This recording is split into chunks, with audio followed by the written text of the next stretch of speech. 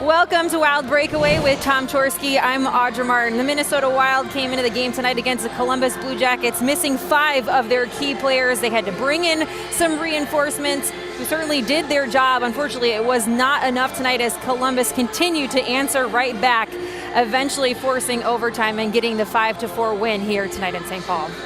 Yeah, they did answer a lot of goals that the Wild had put up. It looked like they were just kind of getting pucks to the net. A couple of the goals were deflected or came through traffic and had kind of that seen eye puck type of feel to them that Devin Dubnyk really was a little bit at the mercy.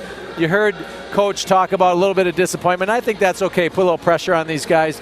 The team got a point tonight out of it, but it's the little things that he saw that can be cleaned up in their game, and it's little things that really shouldn't be happening because it wasn't the young players or the players that got called up. It was the veteran players that were letting some little things slip.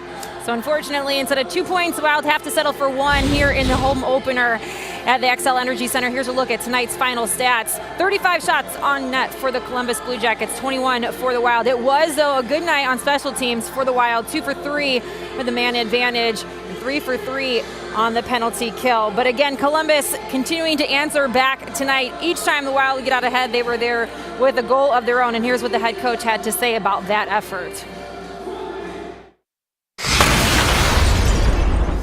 It is embarrassing. I mean, I don't understand why. I mean, a lot of it I've always believed is self-preparation, but it wasn't what Columbus was doing, because I've seen Columbus play 10 times better than that as well. And but the simple plays that you're supposed to be making, managing the puck that you're supposed to be doing, turning pucks over, it's I mean, I know we haven't played a lot of games and all of that stuff, but you can make excuses all day long. It's these guys are professionals and they shouldn't be doing it. So here's a look at what's next for the Wild. They do have 5 days off to practice and hopefully get some guys back from injury before they head out on the road again. Friday night to take on the Winnipeg Jets, and then Saturday they take on the Calgary Flames. So again, the good thing about the way that the schedule has kind of unfolded for the Minnesota Wild, you don't like to see these breaks sometimes, but it is a chance for them to work out some of the kinks, but more importantly, hopefully get guys like Mikael Granlund and Zach Parise back from injury, because that could be huge in getting 2 points against a division rival.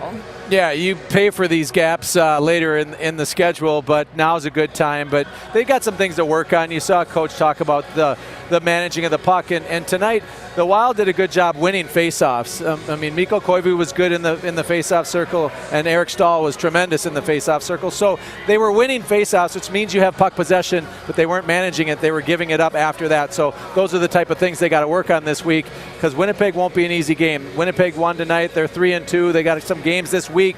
So the Wild are going to have to shake off the rust when they get up there, whereas Winnipeg will have had some games throughout the week and will be probably on their game.